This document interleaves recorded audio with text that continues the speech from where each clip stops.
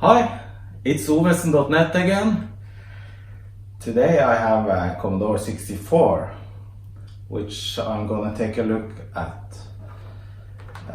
It says machine number 3 and black screen. So the issue with this machine is black screen, and I'll take a look at it and see if I can fix it.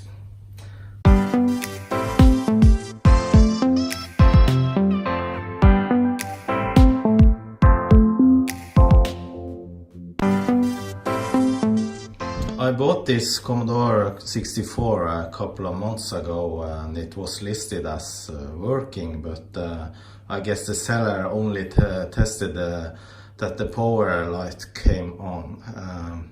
And I have briefly tested it, and it has a black screen. Black screen is quite common on these old Commodore machines that are over 30 years old, and it can come from all sorts of things, and that gives me an opportunity to try to figure out what's wrong with it and repair it. So the first thing I'm gonna do is to check that it in fact still has a black screen, and I connected the machine to my TV via my SCART cable. So let's turn it on.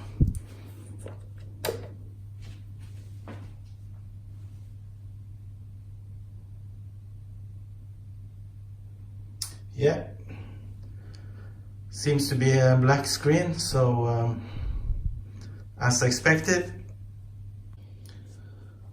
Next I'll try and run this Commodore 64 diagnostic cartridge just to test the hardware.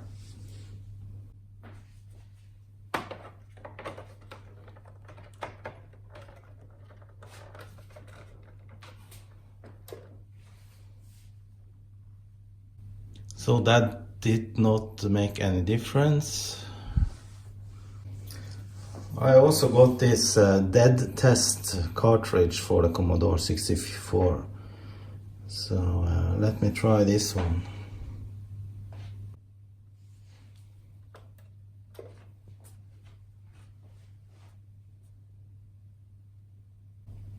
Okay, at least color changed to purple-ish, so I'll have to look up in the dead test cartridge manual and see what that means. Okay, since the dead test cartridge produced an image but no output otherwise, it seems like the VIC-2 chip is producing a video, but the computer is unable to execute the code in the cartridge. So I opened up the machine, and the motherboard looks very good actually. I did some initial cleaning and removed the dust when I got the machine, but the motherboard is in quite good condition, and it's a 250-407 from 1983. So that is the revision B.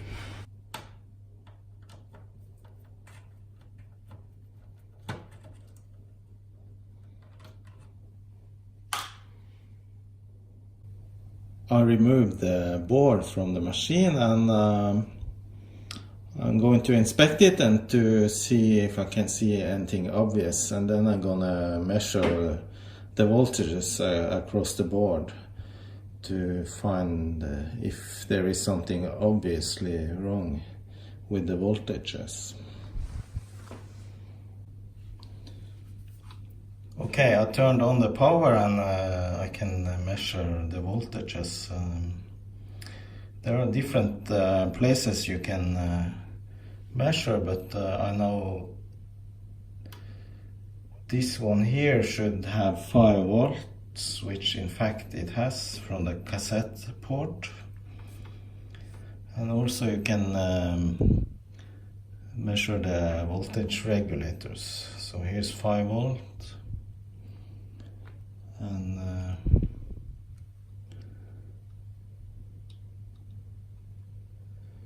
This one has 12.2 volts. So looks okay. So the board has power and seems to be a good voltage. I inspect the backside and it looks okay. I can't see anything wrong. So a black screen could mean anything. It could be the CPU, it could be the RAM chips or the VIC-2 chip. Since the motherboard here has just a couple of chips that are socketed, the first thing I'm thinking about doing is to swap out the VIC-2 chip with the working one. So let me remove this one from the socket.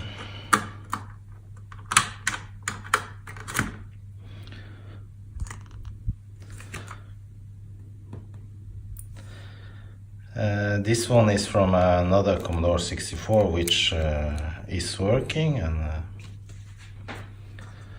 I just pull out the power and it has a bent leg here.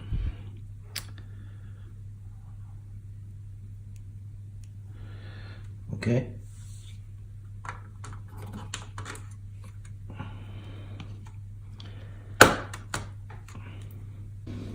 I mean, it's a long shot, but it's worth trying to swap out the different chips if you can. So let's turn it on.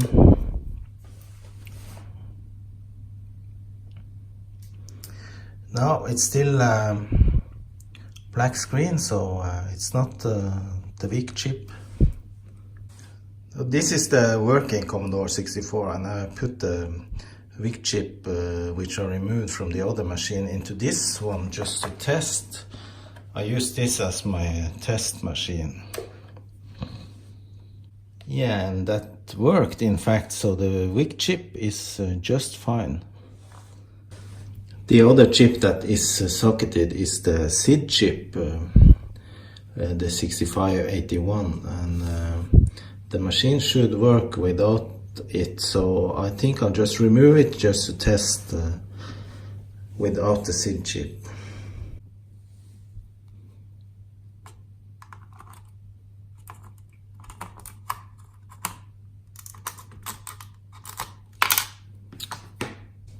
So removing the SID chip didn't do anything,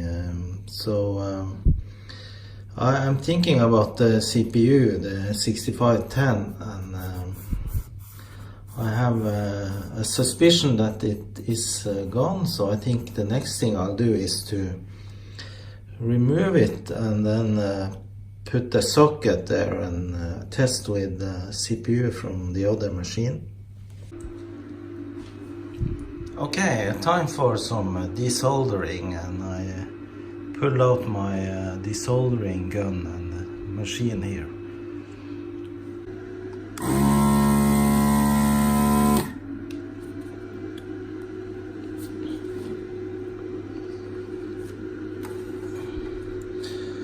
Okay, I marked the CPU here, so we have to desolder all the connections down here and down here.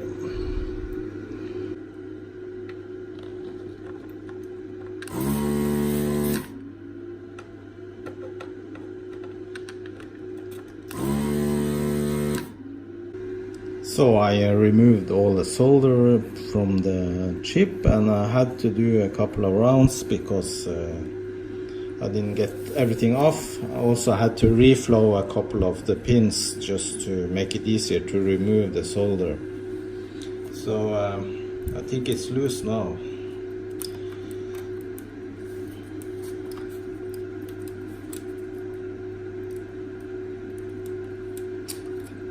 At least it's loose on one side. So I went another round, a couple of pins were still stuck, but now finally it's loose.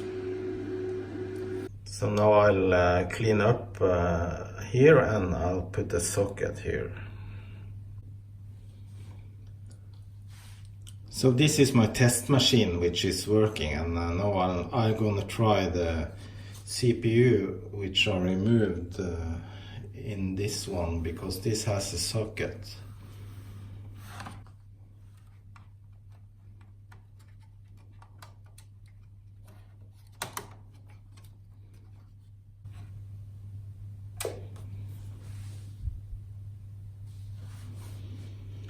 Okay, so my assumption was wrong. The CPU is in fact working. So yeah, that's a good thing actually, but that means I have to go on in my hunt.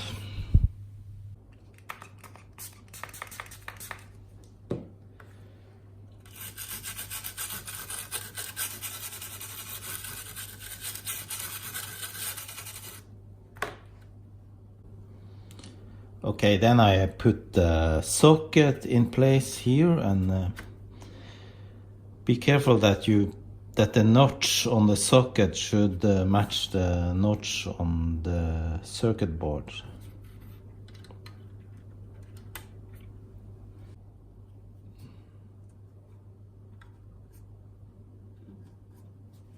Okay, so it's time for some soldering.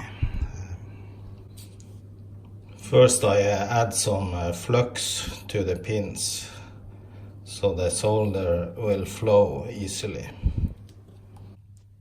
Then I solder the corners first so I get the even result.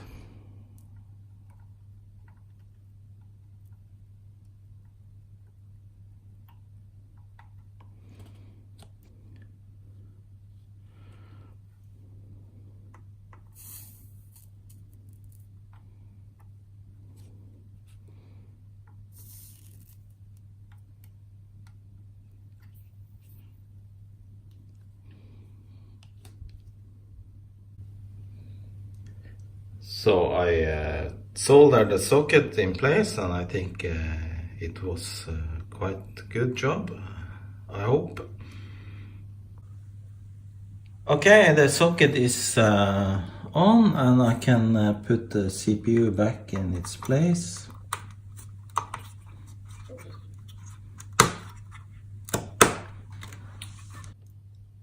So another known reason for Commodore 64 black screen is the PLA chip is gone, the programmable logic array.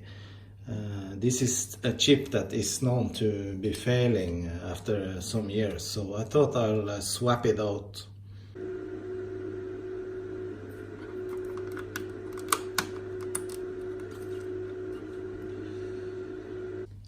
So I removed the PLA chip and I soldered on a socket, and now I'll take the PLA chip from my working Commodore and test if it's working.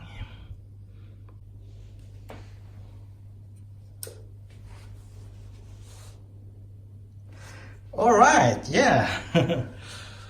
So in fact it was the PLA chip that's broken, so yeah, excellent.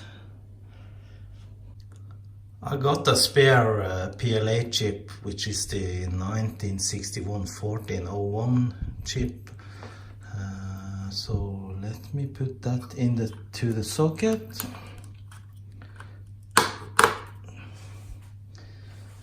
And then let's test if it works.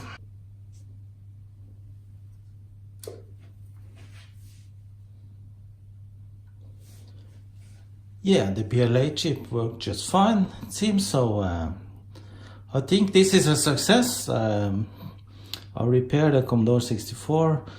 Now let me do some more stuff. The black screen issue is fixed, but I'll run the diagnostics cartridge, or this is the dead test cartridge, just to make sure nothing else is wrong.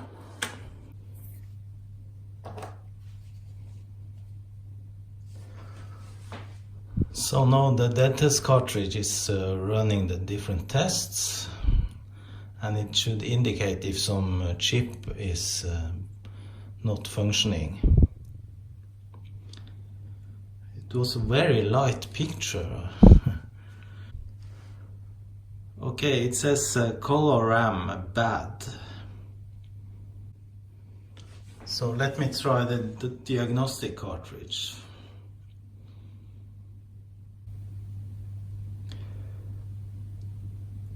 Okay, this one said PLA test bad, which is the chip I just replaced.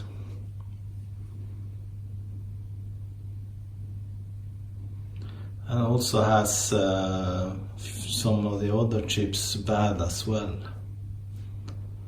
which is strange because it seems to be working.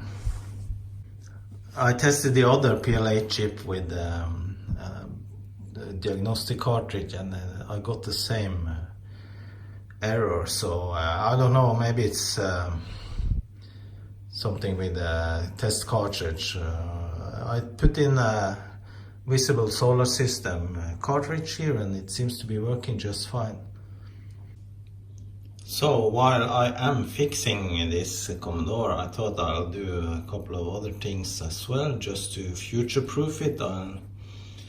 I'm gonna switch out these voltage regulators and capacitors here on the power side.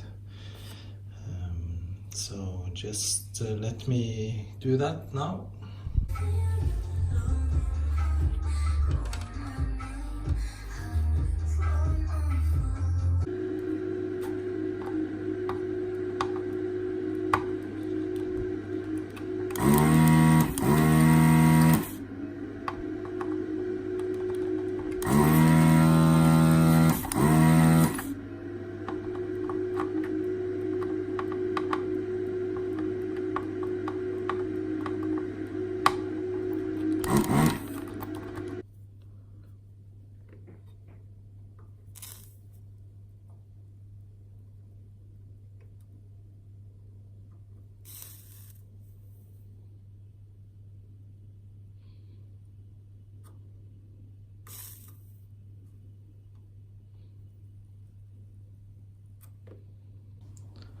I swapped the voltage regulators, and now I'm gonna swap out these capacitors here with the new one I have here.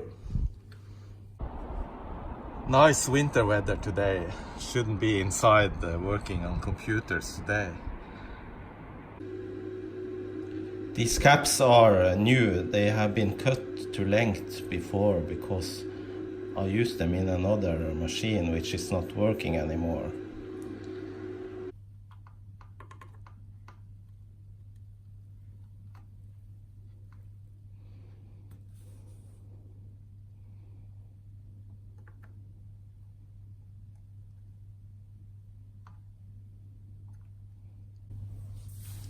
So that was the caps.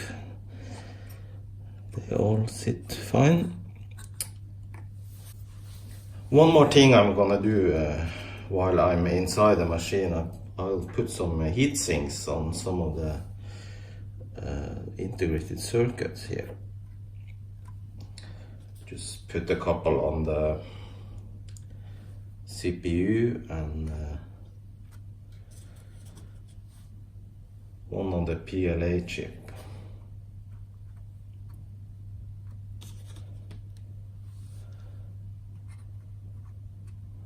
And two on the VIC-2 chip.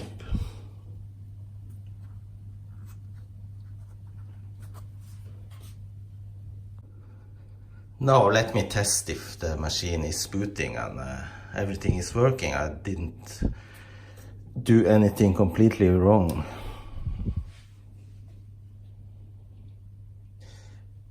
Yeah, seems fine. Well, I think this is it for the motherboard. I'm gonna assemble the machine now and test it a little bit.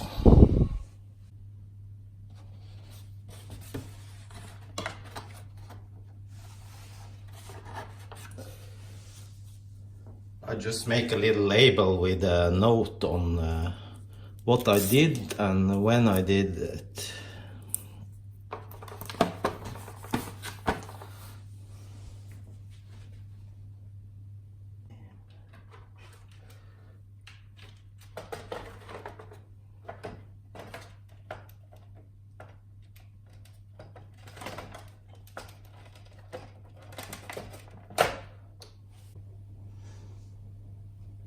Alright, I think I can peel off this label here, since it no longer has a black screen. Okay, now for some testing. I connected a floppy drive and a cassette deck. So let me first try and load a game from a cassette here.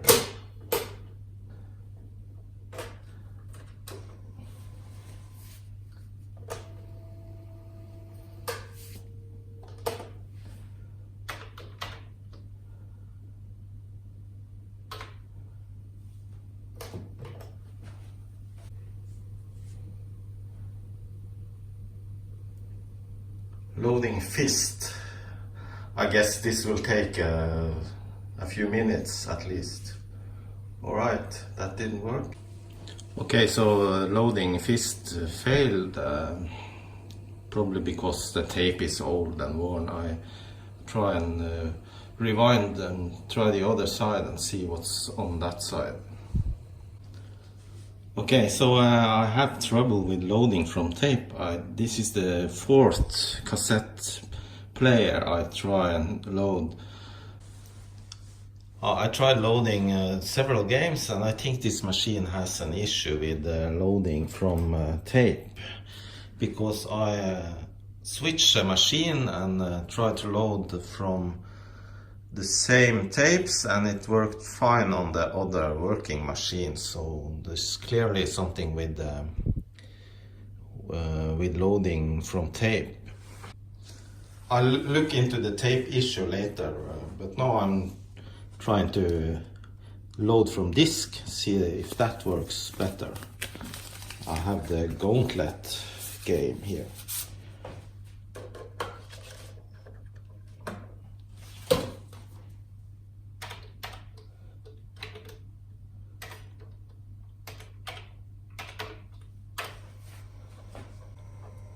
The disk drive is spinning. I cleaned the disk drive just recently, and I tested it. It worked on another machine, so yeah, hopefully it will work on this one too. Okay, Gauntlet.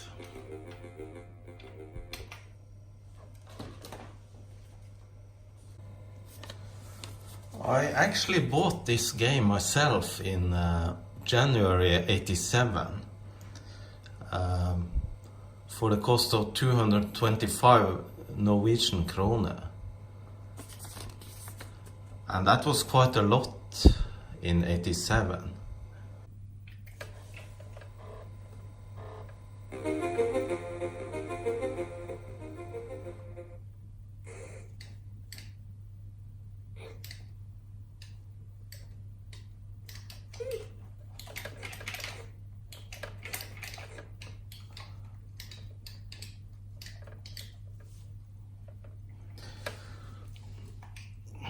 Alright, the graphics does not seem to function quite as it should.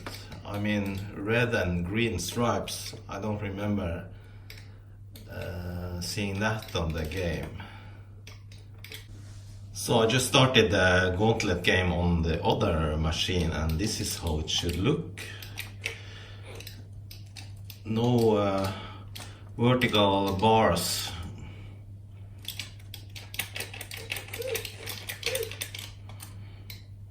I suck at playing this.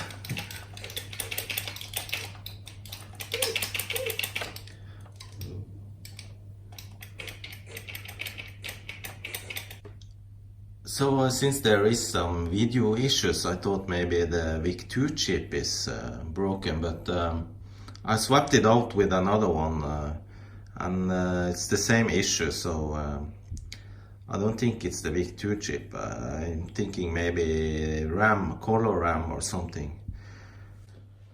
Alrighty,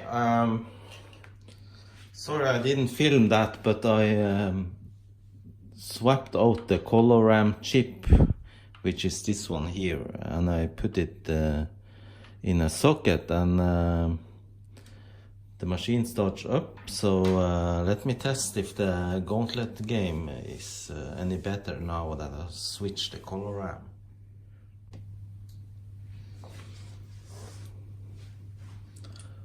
Okay, I think this is improvement after switching with the new color RAM. The diagnostics cartridge works much better, and the colors are correct inside the test program.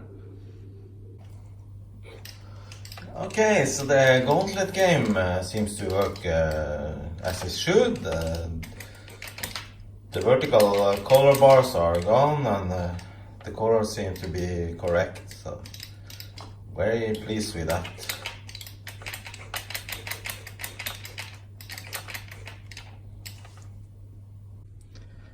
The color RAM chip I found from this Commodore 64C. It's a 2114N chip. Luckily it worked. This is how I find parts. I have old computers that are not working, and I reuse the parts. Alright, I think this is it for this video and this Commodore 64. The diagnostics program says there are bad chips, U1, U2 and U18. It seems like it can't load from cassette, but I can load from floppy, and I can play games, and I fixed the color RAM, so yeah, I think I'm pleased with this for now, and I may do some more work on this machine later. U1 and U2 chips are the CIA chips, and I do have spares, so I might swap them out later in another video. So with this I say thank you for watching. Hope you enjoyed this video, and I hope to see you again in another video. Please subscribe to my channel. Thank you, bye bye.